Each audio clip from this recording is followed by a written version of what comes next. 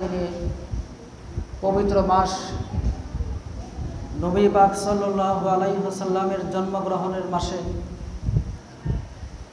আজকে 12 রবিউল আউয়াল।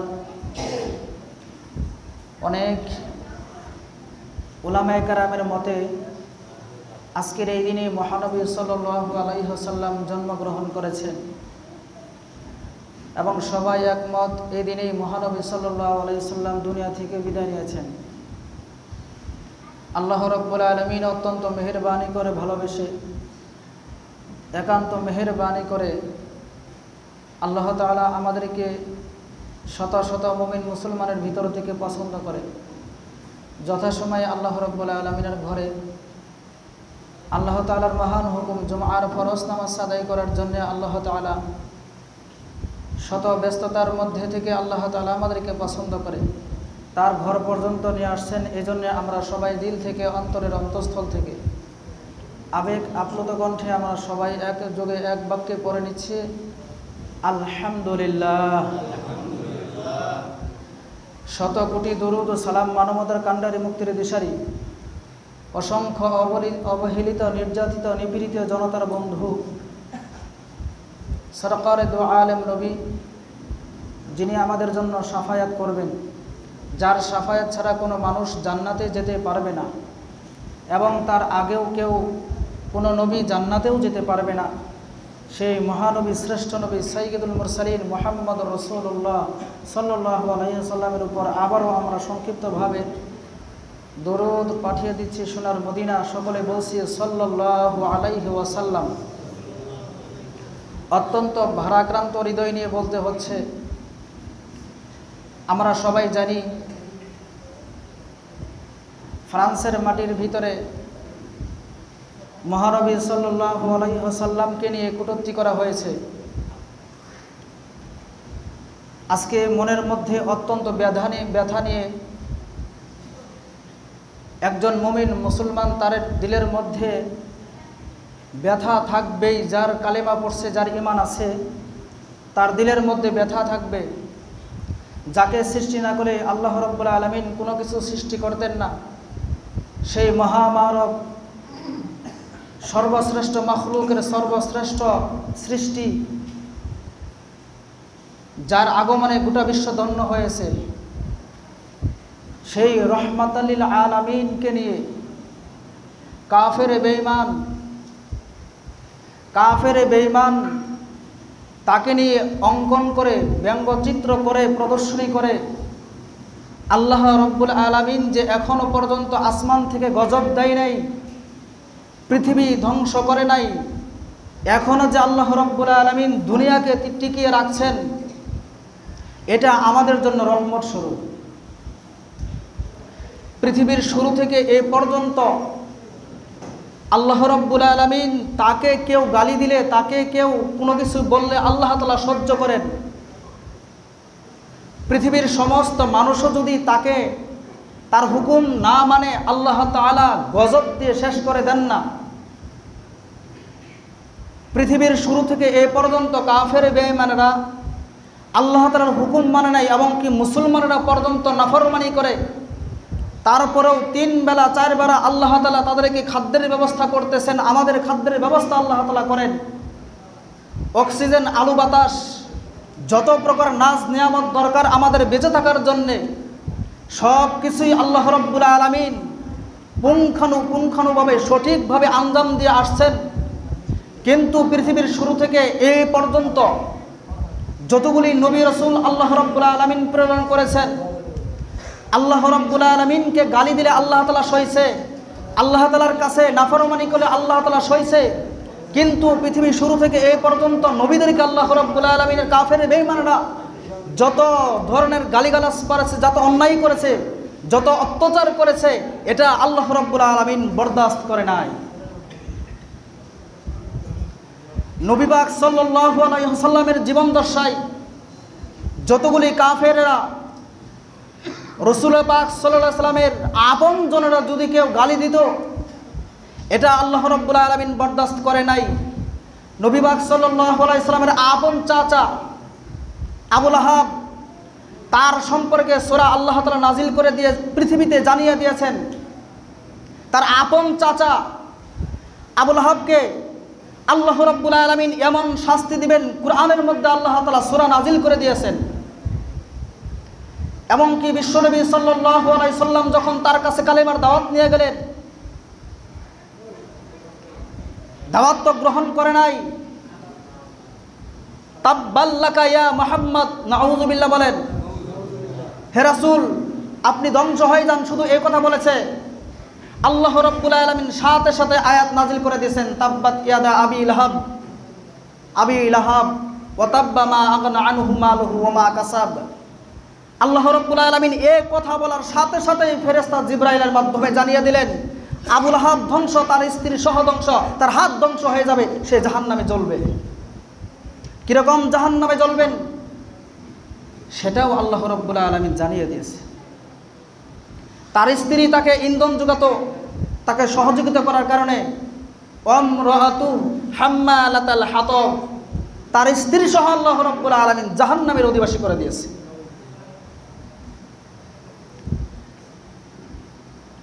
সূরা কালামের ভিতরে আল্লাহ রাব্বুল আলামিন বিস্তারিত আলোচনা করেছেন। রাসূল পাক সাল্লাল্লাহু আলাইহি সাল্লামকে ওলীদ ইবনে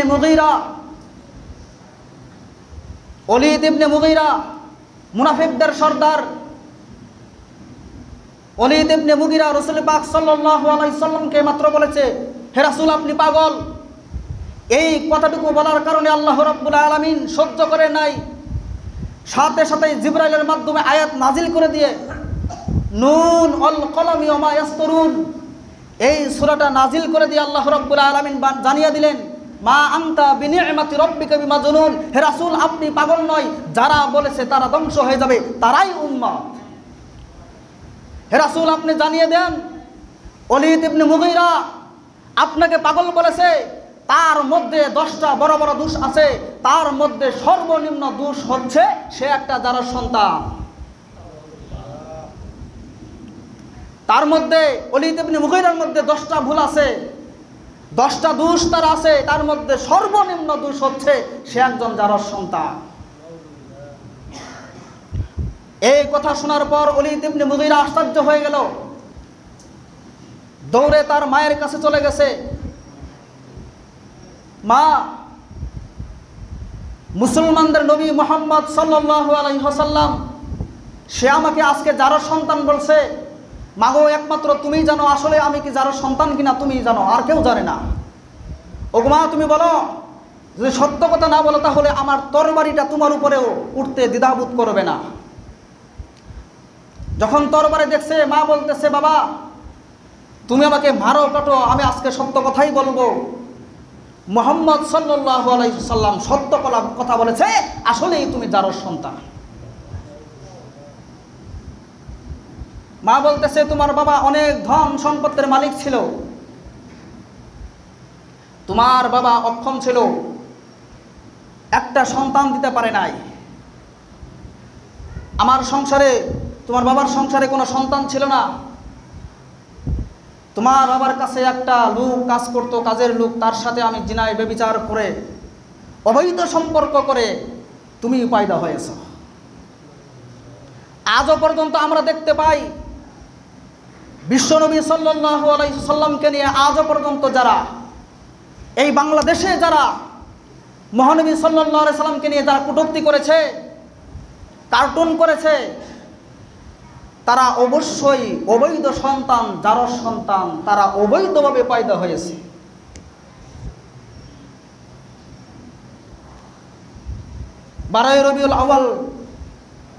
রবিউল আউয়াল মাস রাসূল পাক সাল্লাল্লাহু আলাইহি ওয়াসাল্লামের জন্মগ্রহণের মাস। এই মাসে ফ্রান্সের জমিন থেকে আমরা শুনতে পাই রাসূল পাক সাল্লাল্লাহু আলাইহি ওয়াসাল্লাম আমাদের হৃদয়ের স্পন্দন, আমাদের অন্তর, আমাদের হৃদয়, যার সাফায়াত ছাড়া কোনো মানুষ জান্নাতে যেতে পারবে না, সেখানে রাসূল পাক সাল্লাল্লাহু আলাইহি ওয়াসাল্লামকে নিয়ে অপমান করা হয়, লাঞ্ছিত করা হয়। আজকে আমাদের সহ্য হয় না। আজকে যদি এখানে তাকে পাইতাম, নিজের জীবন দিয়ে হইলেও তাকে শেষ করে দিতাম। নিজের বুকের মধ্যে অনেক ব্যথা জমে আছে, যে নবী পাক সাল্লাল্লাহু আলাইহি সাল্লাম আমাদেরকে কত ভালোবাসতেন, আমাকে কত ভালোবাসতেন। একদিন জিবরাইল আলাইহিস সালাতু ওয়াস সালাম আল্লাহ তাআলার কাছ পক্ষ থেকে রাসূল পাক সাল্লাল্লাহু আলাইহি সাল্লামের সামনে আসছে। অনেক সময় হাসি মুখে তার সামনে আসে। এবার জিবরাইল আলাইহিস সালাতু ওয়াস সালাম আল্লাহ তাআলা রাসূলের কাছে আসছে, মুখটা মলিন, মাথা নিচু দিয়ে আছে। আমার ভাইরা, জিবরাইল আলাইহিস সালাতু ওয়াস সালাম মুখটা মলিন, চোখের মধ্যে কান্না কান্না ভাব। রাসূল পাক সাল্লাল্লাহু আলাইহি ওয়াসাল্লাম বলতেছে, ওগো জিবরাইল, ভাই আমার জিবরাইল, অনেক সময় তুমি আমার সামনে আসো হাসি মুখে, কিন্তু আজকে তোমার মুখটা মলিনটা কেন, কারণটা বলো। আমার ভাইরা, জিবরাইল আলাইহিস সালাতু ওয়াস সালাম বলতেছে, ইয়া রাসূলুল্লাহ, ইয়া হাবিবাল্লাহ, আল্লাহ রাব্বুল আলামিনের সাথে আমি কথা বলছি। আল্লাহ রাব্বুল আলামিন আমাকে জাহান্নাম দেখার সৌভাগ্য দান করছেন, সৌভাগ্যবান করেছেন। আমি আজকে জাহান্নাম দেখে আপনার কাছে আসছি। ওগো নবী, জাহান্নামের মধ্যে এত ভীষণ শাস্তি আল্লাহ তাআলা রাখছে, এত ভীষণ আগুন আল্লাহ রাব্বুল আলামিন রাখছে। 3000 বছর পর্যন্ত আগুনকে জ্বালিয়ে আল্লাহ রাব্বুল আলামিন জাহান্নামের আগুনকে অতি উত্তপ্ত করে রেখে দিয়েছে।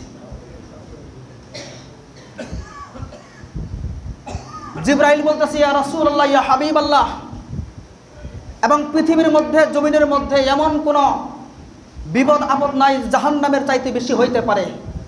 এত বেশি আগুন আল্লাহ রাব্বুল আলামিন, এত বেশি অত্যাচার আযাব আল্লাহ তাআলা জাহান্নামের মধ্যে করে রাখছেন।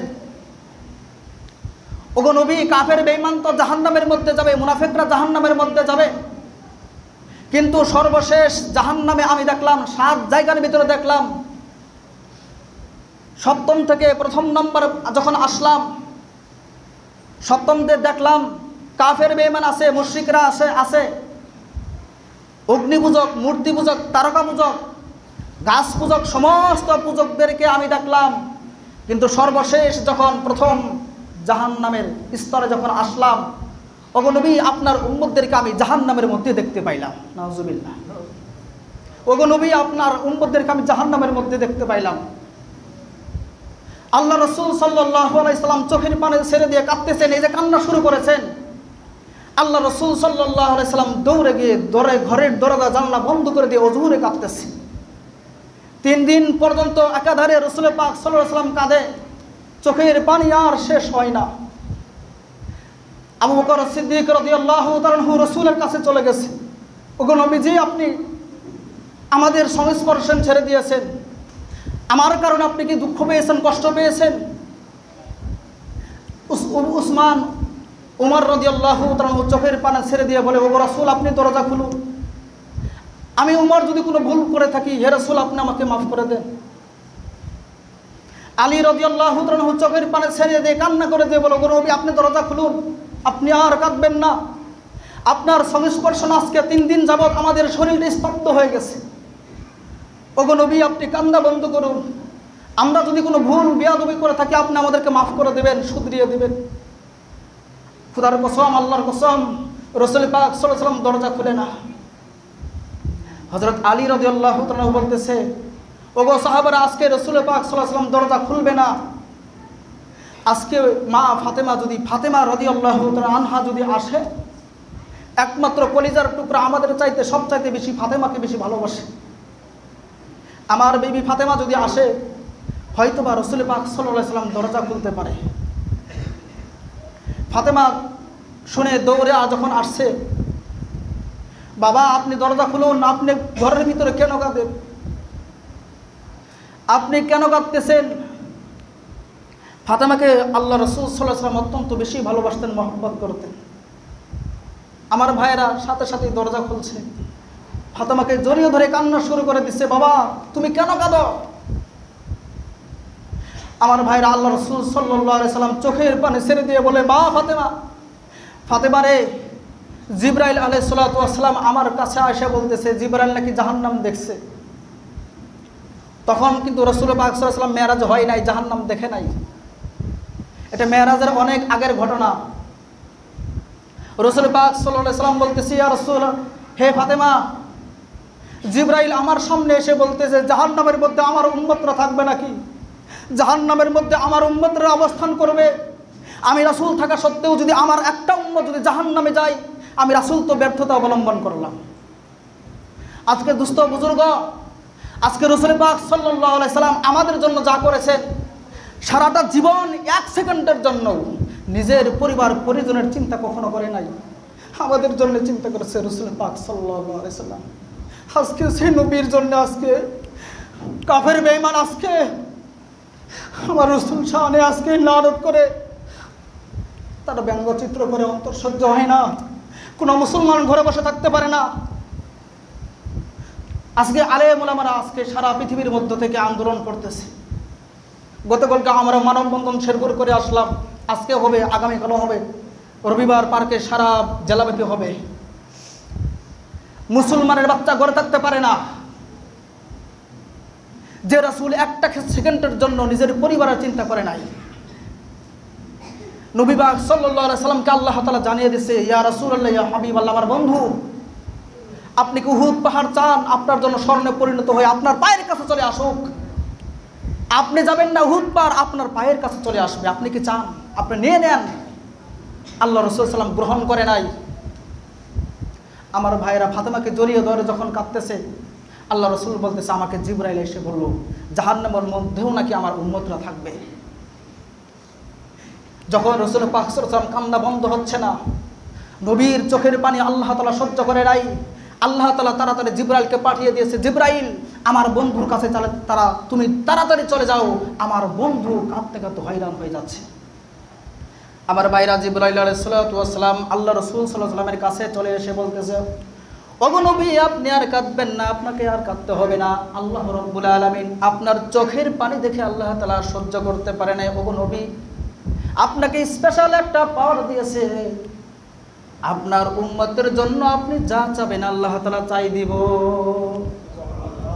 ওগো নবীজি, আল্লাহ রাব্বুল আলামিন এটাও জানিয়ে দিয়েছে আমার নবী দুনিয়াতেই চাবে না পরকাল জীবনে চাবে। এই কথাটা আমি অনেকবার বলেছি। আল্লাহ রাসূল সাল্লাল্লাহু আলাইহি সাল্লাম বলতেছে, ও জিবরাইল, আমাকে কি আল্লাহ তাআলা হিকমত দিয়েছে, দান করলো? জিবরাইল বলতেছে, ওগো নবীজি, আপনাকে আল্লাহ রাব্বুল আলামিন আপনার উম্মতের জন্য দুনিয়াও চাইতে পারেন, পরকালও চাইতে পারেন। আমার ভাইরা, আল্লাহ রাসূল সাল্লাল্লাহু আলাইহি ওয়াসাল্লাম বলতেছে, ওগো জিবরাইল, দুনিয়ার ভিতরে আমি চাবো না, আমার উম্মতের জন্য কাল হাশরের ময়দানে আমি শাফায়াতের ব্যবস্থা আমি আল্লাহ তাআলার কাছে চেয়ে নেব। আমার ভাইরা, রাসূল পাক সাল্লাল্লাহু আলাইহি ওয়াসাল্লাম হাশরের ময়দানে আমাদেরকে সুপারিশ করবেন, আমাদেরকে ধরে ধরে নিয়ে জান্নাতের মধ্যে যাবেন। দুনিয়ার ভিতরে যারা নবী পাক সাল্লাল্লাহু আলাইহি ওয়াসাল্লামের অন্তরের মধ্যে, নিজের অন্তরের মধ্যে নবীজির মহব্বত থাকবে, নবীজির ভালোবাসা থাকবে, নবীর ইশক থাকবে, কিন্তু দুনিয়ার জমিনে দেখা যায় কিন্তু আমরা অনেকের নবীর আশিক আছি, মিলাদ পড়তে পড়তে হয়রান হয়ে যায়, শরীরে ঘাম পড়ে, জিলাপি খাইতে খাইতে ডায়াবেটিস বানাই ফেলা, কিন্তু ওরা আজকে মাঠে ময়দানে দেখা যায় না। জিলাপি খাইতে খাইতে, মিলাদ পড়তে পড়তে আজকে তাদের মুখ থেকে কোনো আন্দোলন নাই, তাদের অন্তরের মধ্যে কোনো ব্যথা নাই। আজকে মুফতি আলাউদ্দিন জিহাদি কোথায়? ভণ্ড তাহিরি আজকে কোথায়? আজকের নামধারী যারা আহলে হাদিস তারা আজকে কোথায়? মাঠে ময়দানে দেখা যায় না। হাদিসের পরিবারে বলে তারা নিজেদেরকে জাহিরি করে, আশিক রাসূল বলে নিজেকে আজকে উন্মুক্ত করে। আজকে মাঠে ময়দানে তাদের অন্তরের মধ্যে একটু ব্যথা নাই, তারা আজকে মাঠে ময়দানে পাওয়া যায় না। আজকে কওমির আলেমরা আজকে মাঠে ময়দানে আছে। চরমনাই শায়েখ পীর সাহেব তিনি আন্দোলন করতেছে, আল্লাহ মামুনুল হক সাহেব আন্দোলন করতেছে, আজম জামিল সাহেব আন্দোলন করে, জুনাইদ আহমদ তারা আন্দোলন করে। আজকে হকপন্থী আলেমরা আজকে রাসূল পাক সাল্লাল্লাহু আলাইহি ওয়াসাল্লামের অন্তরের মধ্যে নিয়ে আজকে মাঠে ময়দানে আন্দোলন করতেছে তারা। আজকে আমরাও যদি আজকে এখান থেকে, অনেকেই বলে যে আমরা মানববন্ধন করলে আমাদের কি ফায়দা হবে, আমরা এখান থেকে আন্দোলন করলে কি হবে? ওগো কাফের বেঈমান, তোমাদেরকে আমরা জানিয়ে দিতে চাই, আমাদের এখান থেকেও তোমরা দেখতে পারবা, ভিডিও হবে, সব কিছু হবে, ফটো হইতেছে, তোমরা সেখানে বসে বসে দেখবা যে কোথায় ফ্রান্স লক্ষ লক্ষ হাজার হাজার মাইল দূর থেকে রাসূল পাক সাল্লাল্লাহু আলাইহি ওয়াসাল্লামকে নিয়ে কটূক্তি করেছি, আর বাংলাদেশ কোথায়? সেখানে তারা শুনছে, জানছে, একটু মাত্র দেখছে, সরাসরি দেখে নাই। আর এটাকে নিয়ে বাংলার মুসলমান আজকে নবীর প্রেম ভালোবাসা নিয়ে মাঠের মধ্যে রেখে গেছে। তারা দেখবে এটা যে বাংলার মুসলমান কত নবীকে ভালোবাসে, এখান থেকে আমরা দেখাইতে চাই। মুখে বললে হবে না যে আমি আশিক রাসূল। আমাদের ক্ষুদ্র একটু চেষ্টা, এখানে আমরা মানববন্ধন করে এখানে আমরা একটু বলে যদি নিজের ঈমানকে হালকা করতে চাই, আমি যে হাদিসের টুকরা, বুখারী শরীফের একটা হাদিসের টুকরা আমি তেলাওয়াত করছি, লা ইউমিনু আহাদুকুম হাত্তা আকুনা হাব্বা ইলাইহি মিন ওয়ালিদিহি ওয়া ওয়ালাদিহি ওয়ান নাসি আজমাইন। আল্লাহ রাসূল সাল্লাল্লাহু আলাইহি ওয়াসাল্লাম বলেন, লা ইউমিনু আহাদুকুম, ততক্ষণ পর্যন্ত তুমি পরিপূর্ণ ঈমানদার মুমিন হইতে পারবে না যতক্ষণ পর্যন্ত কিনা তোমার ছেলে, তোমার সংসার, তোমার পরিবার পরিজন, তোমার সম্পদের চাইতে আমি রাসূলকে যতক্ষণ পর্যন্ত মহব্বত না করবা, ভালো না বাসবা, ততক্ষণ পর্যন্ত পরিপূর্ণ মুসলমান ঈমানদার হইতে পারবে না। ওগো, আমি তো পরিবার চিনলাম, আমি আমার সন্তানকে ভালোবাসলাম, কিন্তু রাসূল পাক সাল্লাল্লাহু আলাইহি ওয়াসাল্লামকে কতটুকু ভালোবাসলাম? আল্লাহ রাসূল সাল্লাল্লাহু আলাইহি ওয়াসাল্লাম বলছেন, তুমি যদি কোনো অন্যায় শোনো দেখো, তোমার যদি হাত থাকে তুমি এটাকে প্রতিহত করার চেষ্টা করো। হাত দিয়ে পারো না, তোমার ক্ষমতা নাই, তোমার শক্তি নাই, তুমি মুখ দিয়ে প্রতিহত করার চেষ্টা করবা, পাল্টাবার চেষ্টা করবা। তারপরেও যদি না পারো অন্তর থেকে ঘৃণা করবা, ঘরে বসে থাকবা না। আজকে আমরা এই ভুইয়ারচর মসজিদ থেকে জানাতে চাই এবং কি মাননীয় প্রধানমন্ত্রীকে জানাতে চাই, আজকে শুধু বিশ্ব নয়, এই বাংলাদেশ থেকেও অনেক নাস্তিক মুরতাদ আছে, অনেক নাস্তিক মুরতাদরা রাসূল পাক সাল্লাল্লাহু আলাইহি সাল্লামকে নিয়ে অশালীন ভাষা ব্যবহার করে, গালিগালাজ পারে, ব্যঙ্গচিত্র এখান থেকে করে। মাননীয় প্রধানমন্ত্রীকে জানাতে চাই আমরা এখান থেকে, সে যেন বাংলাদেশে একটা আইন করে, রাসূল পাক সাল্লাল্লাহু আলাইহি পার্লামেন্টে যেন আইন হয়, রাসূল পাক সাল্লাল্লাহু আলাইহি সাল্লামকে নিয়ে যারা কটূক্তি করবে, অশালীন মন্তব্য করবে, তাদেরকে যেন ফাঁসির কাস্টে ঝোলানো হয়। এই আইনকে আমরা চাই। কথা বলেন, যে এই আইন চাবে না তার মধ্যে মুহাম্মদ রাসূলুল্লাহ সাল্লাল্লাহু আলাইহি ওয়াসাল্লামের ভালোবাসা থাকবে না। এমনকি আল্লাহ পাককে আমরা জানিয়ে দিব, ওগো আল্লাহ, তোমার হাবিবকে দিয়ে, হাবিবের জন্য তো আমরা কিছুই করতে পারি নাই, অন্তত পক্ষে ক্ষুদ্র এই সামান্যটুকু আল্লাহ তুমি কবুল করে নাও।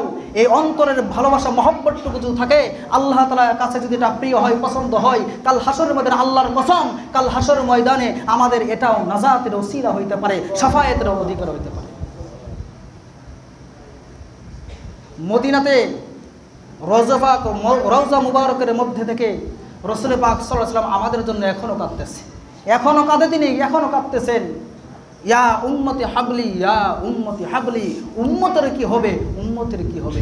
আল্লাহ রাসূল সাল্লাল্লাহু আলাইহি ওয়াসাল্লাম শেষ কথা, আল্লাহ রাসূল সাল্লাল্লাহু আলাইহি ওয়াসাল্লাম যখন দুনিয়া থেকে বিদায় নেন, দুনিয়া থেকে যখন বিদায় নেন, শেষ মুহূর্তে আল্লাহ রাসূল সাল্লাল্লাহু আলাইহি ওয়াসাল্লাম জিবরাইলকে বলছে, ওগো জিবরাইল, আমি দুনিয়া থেকে চলে যাব, আমার কোনো পেরেশানি নাই, আমার কোনো টেনশন নাই, আমি আমার প্রভুর কাছে চলে যাব, এটা আমার আনন্দের বিষয়। ওগো জিবরাইল, তুমি আল্লাহকে গিয়ে বলো, আমি যখন দুনিয়া থেকে চলে যাব, আমার উম্মতের অভিভাবক কে হবে? সুবহানাল্লাহ বলেন। আমি দুনিয়া থেকে চলে যাব, আমার অভিভাবক কে হবে? আল্লাহ রাব্বুল আলামিন তো আগেই জানিয়ে দিয়েছে জিবরাইলকে। জিবরাইল বলছে, ইয়া রাসূলুল্লাহ, ইয়া হাবিবাল্লাহ, এই কথা আমাকে তো আল্লাহ তাআলা বলিয়েই তো পাঠিয়ে দিয়েছে। কি বলছে? যে আল্লাহ তাআলা বলতেছে, ওগো নবী, আপনি যখন আমার কাছে চলে আসবেন, আপনার উম্মতের অভিভাবক আমি স্বয়ং আল্লাহ হয়ে যাব। সুবহানাল্লাহ। আমাদের অভিভাবক যদি আল্লাহ হয়ে যায়, আমার কোনো চিন্তা আছে, টেনশন আছে, পেরেশান আছে? কিচ্ছু নাই। তাই আসুন আজকে আমরা সবাই রাসূল পাক সাল্লাল্লাহু আলাইহি ওয়াসাল্লামের জন্মগ্রহণের মাস, মৃত্যুবরণের মাস, এই মাসে আমরা রাসূল পাক সাল্লাল্লাহু আলাইহি ওয়াসাল্লামের অন্তর দিয়ে মহব্বত করব, ভালোবাসবো। যখনই কোনো বাধা রাসূল পাক সাল্লাল্লাহু আলাইহি ওয়াসাল্লামের উপর আসবে, তখন আমরা সব দল, কে বিএনপি, কে আওয়ামী লীগ, কে জাতীয় পার্টি, কে জামাত ইসলাম, কে অমুক পীর সাহেব, কে অমুক দেখার বিষয় নয়। রাসূল পাক সাল্লাল্লাহু আলাইহি ওয়াসাল্লাম আমাদের নবী, আমার হৃদয়ের স্পন্দন, এটা মনে করে আমরা ঝাঁপিয়ে পড়বো। ইনশাআল্লাহ রাজি আছেন তো? ইনশাআল্লাহ আজকে মানববন্ধন হবে, সবাই থাকবেন তো? ইনশাআল্লাহ ইনশাআল্লাহ আমরা সবাই থাকবো, বেশি সময় নেব না ইনশাআল্লাহ। আল্লাহ তাআলা আমাদের সকলকে দ্বীনের খাতিরে মুহাম্মদ রাসূলুল্লাহ সাল্লাল্লাহু আলাইহি ওয়াসাল্লামের পক্ষে থাকার আল্লাহ